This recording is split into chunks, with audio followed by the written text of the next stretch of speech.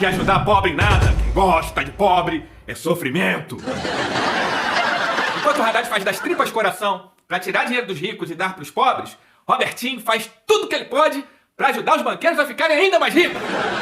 E apesar do Brasil estar crescendo, o desemprego diminuindo e o salário mínimo aumentando, Campos Neto diz o seguinte: na minha gestão, o Brasil vai ter a maior taxa de juros desse mundo inteiro. Não é que ele tá conseguindo? Olha, eu queria pedir para você compartilhar esse meu vídeo, porque eu quero explicar o que está por trás dos ataques do mercado ao plano apresentado por Lula e por Haddad. Tem especulação braba, jogaram o dólar a R$6. E o pior é que o Banco Central de Roberto Campos Neto está de braços cruzados. Você sabe que no governo Bolsonaro eles fizeram 127 intervenções para segurar o preço do dólar. Agora no governo Lula, só 2. O que eles queriam na verdade? Eles queriam que o plano apresentado fosse todo em cima do mais pobre. Eles queriam desvincular o salário mínimo da Previdência e do benefício de prestação continuada. Uma maldade. Imagina um aposentado receber menos que o salário mínimo. Um idoso, uma pessoa com deficiência do BPC.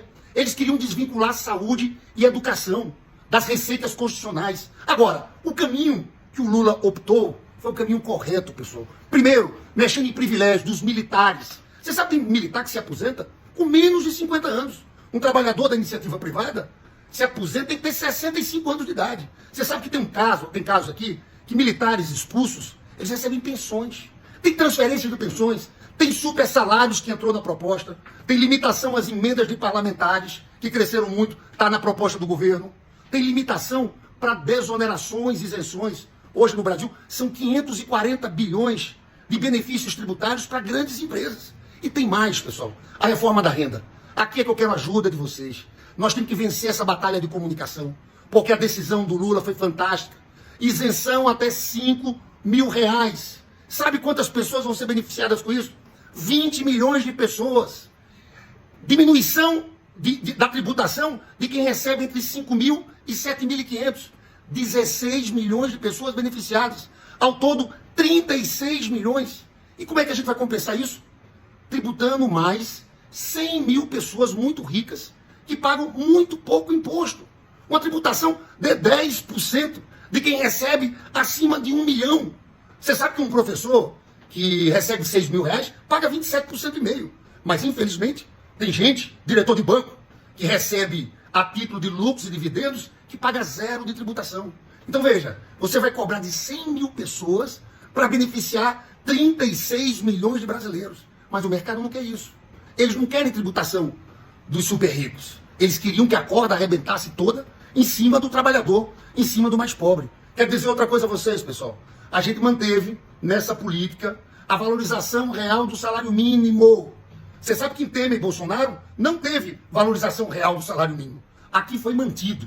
Todo ano vai ter valorização real do salário mínimo. Olha, ajude a disputar com essa turma, tá? Nós temos que defender o que o Lula apresentou.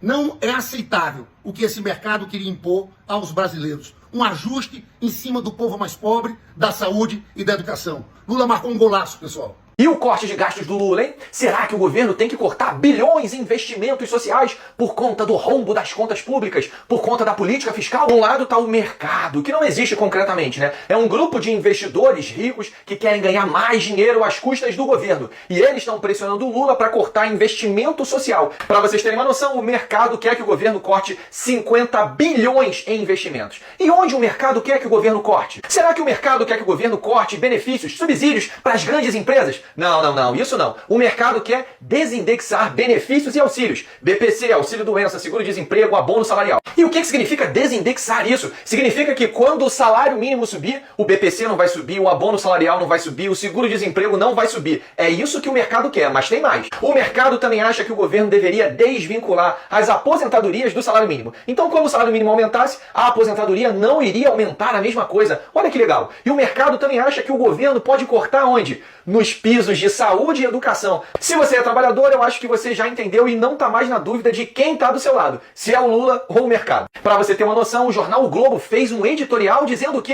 é preciso desvincular o BPC e a aposentadoria do salário mínimo. Mas não dava para esperar outra coisa do jornal que em 1962 fez uma capa de jornal dizendo que a criação do 13º salário seria desastrosa para o país. E o Lula, o que ele está dizendo? Ele afirmou que esse corte de gastos não pode ser no no ombro de necessitados. Bom, se a gente tem que cortar gastos, vamos cortar de quem tem mais dinheiro, né? Vamos cortar do Congresso, das emendas, vamos cortar dos empresários que têm subsídios do governo. E aí, vocês aceitam? Aí você pode estar dizendo, ah, Lula tem que cortar dos deputados mesmo, é isso e acabou. Só tem um problema. Esse corte de gastos vai ser enviado para o Congresso e os nobres deputados têm que aprovar. Os mesmos nobres deputados que não aprovaram 0,5% de imposto sobre fortunas acima de 10 milhões. Então vocês acham que eles vão aceitar de boa cortar dinheiro das emendas deles? Ou cortar dinheiro de empresários? Hein? É por isso que o Lula se reuniu por mais de 5 horas com seus ministros, com a sua equipe, para tentar definir onde eles podem cortar esses gastos que seja aceito pelo Congresso, mas sem prejudicar os trabalhadores que mais precisam. Mas é importante deixar marcado que esse corte de gastos é uma chantagem, uma exigência do mercado, que quer pressionar o governo a gastar menos com o social para gastar dinheiro pagando juros da dívida para esses investidores.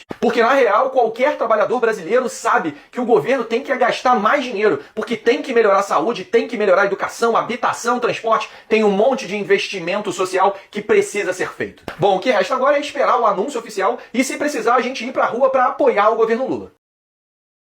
Oi pessoal, tudo bem? Olha, vocês estão vendo os ataques que tem sofrido a proposta do presidente Lula, apresentada pelo ministro Fernando Haddad, de desonerar do imposto de renda quem ganha até 5 mil reais e de aumentar um pouco o imposto para quem ganha acima de 50 mil reais. E vocês viram que os ataques são da elite, do mercado financeiro, da mídia. Eles não querem isso. Eles querem que o assalariado continue pagando mais imposto que quem ganha mais. Porque essa é a realidade no país. Hoje, quem é assalariado, que ganha perto de 5 mil reais, paga 27,5% da alíquota do imposto de renda. Quem ganha mais de 50 mil reais não chega a pagar um imposto efetivo de 10%. Então nós temos que corrigir essa injustiça. Nós aproveitamos esse domingo para ler um estudo do economista Sérgio Gobetti, do IPEA, que traz dados muito impactantes sobre a concentração de renda no Brasil. Vai lá, Lindbergh. Pessoal, é importante que vocês saibam, que a gente saiba. Na verdade, a gente está falando de 0,2% da população. O 1% mais rico tem rendimento anual de 390 mil. Esse está fora. É o 0,2%. 307 mil pessoas que têm rendimento superior a 1 milhão por ano. Porque aqui no Brasil, o Brasil é um dos poucos países do mundo, Brasil e Estônia, em que não se paga com distribuição de lucros e dividendos. A Gleice falou, um professor de uma rede municipal que ganha 6 mil reais paga 27% bem. Um sócio de um banco que recebe 2 milhões por mês paga zero. Aqui tem também uma outra loucura, que depois eu explico, juros sobre capital próprio, ou seja, é uma nata de 0,2% que paga muito pouco. A gente tem que fazer uma grande mobilização, pessoal. Tem que reagir. É impressionante a má vontade dessa mídia, dessa imprensa, nos editoriais, de defender essa turma. É um pessoal que tem que contribuir. E nós estamos falando de uma contribuição de 10% para 0,2% da população. Sabe quanto é que é nos Estados Unidos? 31%. Na Alemanha é mais de 30%. Todos os países do OCDE.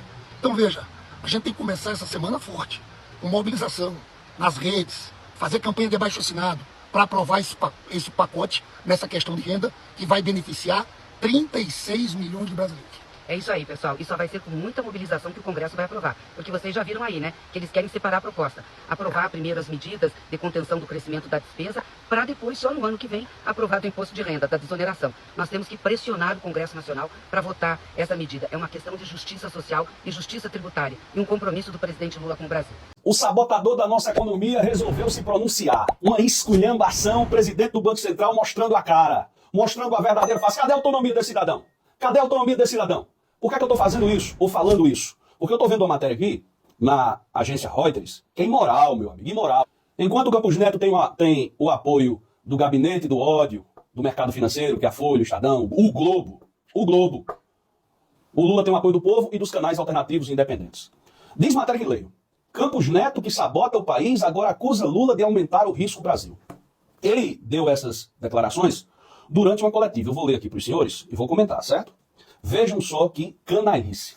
O presidente do Banco Central, Roberto Campos Neto, acusou o presidente Lula de aumentar o prêmio de risco do Brasil com pronunciamentos que impactam negativamente o mercado financeiro. Segundo a Reuters, Campos Neto declarou durante coletiva que, abre aspas, o que se mostrou no passado recente não é uma opinião minha, é uma constatação. Quando a gente olha movimentos de mercado em tempo real com os pronunciamentos, você teve piora em algumas variáveis macroeconômicas, em alguns preços de mercado. Então é óbvio que quando você aumenta o prêmio de risco, por qualquer razão, independentemente de qualquer razão que seja, esse aumento de prêmio de risco, com volatilidade, obviamente, faz com que o trabalho do Banco Central fique mais difícil. Ele quer dizer o seguinte, olha, o Lula está descendo o cacete em mim e ele está prejudicando o país. O Lula não está descendo o cacete na sua pessoa. O Lula está descendo o cacete no seu comportamento. como presidente do Banco Central, porque nós estamos, já falei, mas vou repetir, com inflação controlada e uma taxa de juros exorbitante. E o dólar disparou por culpa do Lula. Faz o L agora. Ah, claro, né? Agora tudo é culpa do Lula. Da onde que você tirou essa ideia? Eu vi várias notícias dizendo que o Lula tá criticando o Banco Central e por isso o dólar tá em alta. O Lula criticou mesmo o ataque especulativo dos banqueiros à nossa moeda, mas não é por isso que o dólar tá em alta. Não é por isso? Por que é então? E para conter a inflação nos Estados Unidos, o Federal Reserve, que é o Banco Central estadunidense, mantém as taxas de juros elevadas. E isso faz com que haja uma desvalorização das moedas do mundo inteiro. No mundo inteiro. Nada a ver. É só aqui no Brasil que a moeda tá desvalorizando. O dólar só tá alto aqui. Nos outros países não. Não viaja, cara. Por conta da inflação nos Estados Unidos, o dólar subiu em 84 países. 84 países estão tendo suas moedas desvalorizadas por conta do problema lá nos Estados Unidos, é? É isso mesmo. Faz o L agora. Mas é que aqui a gente podia fazer alguma coisa, né? Pra conter isso. Podia mesmo. O problema é que o presidente do Banco Central, Roberto Campos Neto, indicado por Bolsonaro, tá boicotando o Brasil. Ele é um sabotador. O presidente do Banco Central, Campos Neto, não quer conter. Ele tá sabotando o Brasil. Mas o que ele podia fazer? Tem várias medidas que ele podia tomar. Hoje o Banco Central tem reservas internacionais suficientes pra fazer, por exemplo, um swap cambial. Swap cambial, é? Que é basicamente uma troca de taxas que poderia conter a subida do dólar. Mas o problema é que ele não vai fazer isso, porque ele é um sabotador, tá preocupado somente em beneficiar os banqueiros. Como assim? Se nós estamos num regime de emprego pleno, como isso pode ser crítico? Não, o Banco Central adora quando a gente tem um regime de emprego pleno, ou seja, que as pessoas, todo mundo que está procurando trabalho consegue trabalho. O problema é que é a nossa situação atual. Que é a nossa situação, que melhorou muito, foi uma grande surpresa. Outros países também passaram por isso, mas o Brasil foi uma grande surpresa. Agora a preocupação vem quando as empresas não conseguem contratar, e aí você tem que começar a subir o salário. Se você sobe o salário para o mesmo nível de produção, isso significa que você está iniciando um processo inflacionário. Então a preocupação vem daí. Mas essa preocupação, na sua visão do processo, não existe mais? Não, a gente tem a mão de obra apertada, então o que a gente tenta fazer é o seguinte: na área de serviço, onde são serviços que são intensivos em mão de obra, ou seja, que demandam mais pessoas, esses que são intensivos em mão de obra estão subindo mais do que os não intensivos, porque aí seria um indicador antecedente de que, de fato, isso está colocando uma pressão. Isso apareceu durante os 2 ou 3 números de inflação, mais recentemente está um pouquinho melhor. E o príncipe herdeiro da ditadura militar, o bolsonarista Campos Neto, lá do Banco Central, que anda deitando e rolando como se as leis não se aplicassem sobre ele, pensou que ainda estivéssemos vivendo naquele Brasil da ditadura militar, dos tempos onde o seu vovô deitava e rolava na nossa economia para servir a uma classe dominante espúria que não está nem aí para o próprio povo, mergulhando o país na hiperinflação e no endividamento externo, e parece que andou pisando na bola e agora está sendo investigado pelo Tribunal de Contas da União. Isso porque o Ministério Público e o Tribunal de Contas da União, que já estão de olho nas estripulias do príncipezinho da ditadura, faz um bom tempo, principalmente com essa coisa de ficar aumentando os juros reais a cada rodada do Copom e tripudiando da paciência dos brasileiros e do sacrifício dos desnecessários dos brasileiros, tentando mergulhar de tudo quanto é jeito a nossa economia numa recessão, resolveu dobrar a aposta e ver até onde dá, e andou falando aí pelos cotovelos que pretendia terceirizar as nossas reservas internacionais para um fundo estrangeiro, para tal BlackRock, um fundo estrangeiro americano, que ia determinar como é que investe ou não investe o nosso próprio dinheiro, que é a garantia de que o país não sofra ataques especulativos. Um dinheiro que foi amelhado com muito sacrifício durante os governos Lula e Dilma, para evitar que o Brasil virasse, por exemplo, uma Argentina. Um dinheiro que, inclusive, evitou que essa trindade aqui do mal, Bolsonaro, Paulo Guedes e o próprio Campos Neto, conseguissem destruir a nossa economia nos 4 anos do governo Bolsonaro, transformando o Brasil na verdadeira Venezuela, que eles tanto falam por aí. E ele simplesmente, sem prerrogativa legal nenhuma, tá falando por aí que ia entregar o nosso dinheiro na mão dos estrangeiros. Mas para além da gravidade dessa investigação, desse suposto esquema aí do Campos Neto, que ele próprio andou declarando aí, de entregar a soberania do país a um fundo estrangeiro, gente, e um fundo estrangeiro que está envolvido até o pescoço lá na guerra da Ucrânia, ainda é preciso que se investigue um suposto esquema nessas declarações sempre dadas de maneira fortuita e que desestabilizam a economia e que sempre geram ataques especulativos. Sempre tem grupos que ganham muito dinheiro com essa fofocaiada que gente como Campos Neto solta, como o Paulo Guedes era o zero vezeiro de fazer, e verificar se essas informações não teriam sido vazadas anteriormente para alguns operadores dentro do mercado financeiro para ganhar dinheiro em cima de uma ideia que ele já, uma profecia autorrealizada, um esquema, uma informação que ele já sabia previamente. Porque se isso estiver acontecendo, aí a coisa é muito feia mesmo. Que aí nós estaremos com provas factuais, com dinheiro indo para lá e para cá, com gente ganhando dinheiro em cima de informação privilegiada para criar crimes contra a economia do país. Espero que isso não esteja acontecendo, viu, seu Campos Neto? Mas é muito importante que as autoridades investiguem quem é que está ganhando e quem é que está sempre perdendo dentro do mercado da Bolsa de Valores, quando um Campos Neto e um Paulo Guedes soltavam esse tipo de informação bomba que não serve para nada para ajudar o país. E você, o que está achando de, enfim, o rapaz que achou que era dono do Brasil, que podia fazer e acontecer, não dava nada, começar a ser de fato investigado e poder ter que arcar com o cumprimento da sua língua. Deixa aqui o seu comentário, se inscreva no canal, senta o dedo para compartilhar, não esquece de deixar o like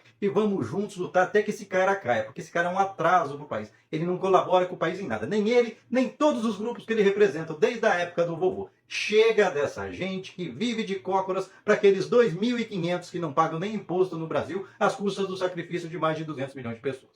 Só temos uma coisa desajustada no Brasil nesse instante. É o comportamento do Banco Central. Essa é uma coisa desajustada. Um presidente do Banco Central que não demonstra nenhuma capacidade de autonomia, que tem lado político e que, na minha opinião, trabalha muito mais para prejudicar o país do que para ajudar o país. Porque não tem explicação a taxa de juros do jeito que está. Eu já lidei muito tempo com o Banco Central. E o Meirelles é meu presidente do Banco Central. E eu duvido que esse Roberto Campos tenha mais autonomia do que tinha o Meirelles. Duvido. Duvido. O que é importante saber é Thiago. A quem que esse rapaz é submetido? Como é que ele vai numa festa em São Paulo, quase que assumindo a candidatura a um cargo do governo de São Paulo? Cadê a autonomia dele? Então veja, eu trato com muita seriedade. Muita seriedade.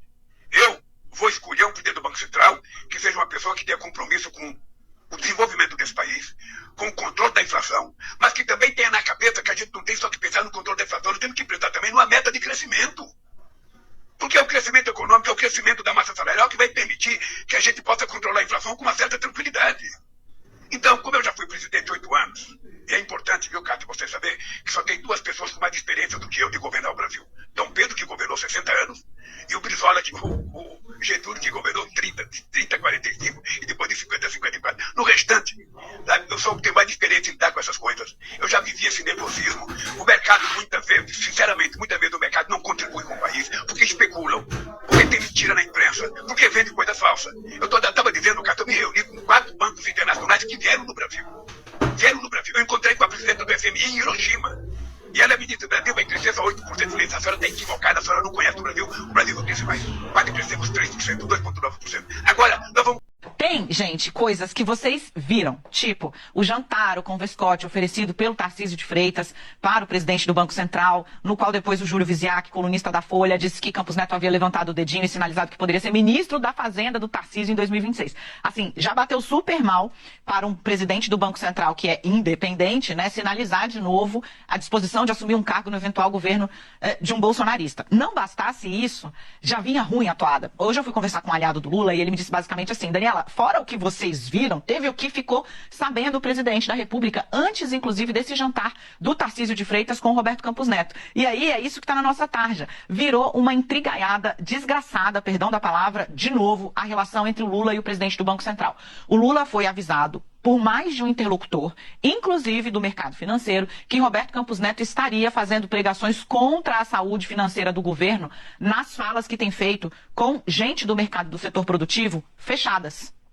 Isso começou a ser dito para o presidente da República e, bom, por óbvio, o Lula e o Campos Neto não têm uma interlocução direta, a coisa foi, andando na cabeça do Lula. À medida que a coisa foi andando na cabeça do Lula, teve o jantar oferecido pelo Tarcísio, a notícia publicada pelo Júlio Wisiak na Folha, e aí o caldo desandou de vez. O Lula foi ontem com tudo perguntando se ele vai ser um presidente do Banco Central que joga contra o Brasil porque está com o rabo preso pela oposição. Para não dizer que a gente não trouxe o outro lado, os aliados de Roberto Campos Neto estão dizendo que não, que as falas dele são equilibradas, as análises são técnicas, que não tem esse componente, que o que aconteceu ali no jantar foi, de novo, né, maximizado, inclusive porque tem interesse em estremecer essa relação. Agora, o fato é, a intriga interna voltou a ser a principal marca da relação entre Lula e Roberto Campos Neto. E é por conta disso, inclusive, que, como a Raquel falou, tem muita gente tentando convencer o presidente da República a antecipar ou a endossar, ou, digamos, pede para sair, né, para usar aqui as palavras do Capitão Nascimento, para forçar o Campos Neto a pedir para sair mais cedo.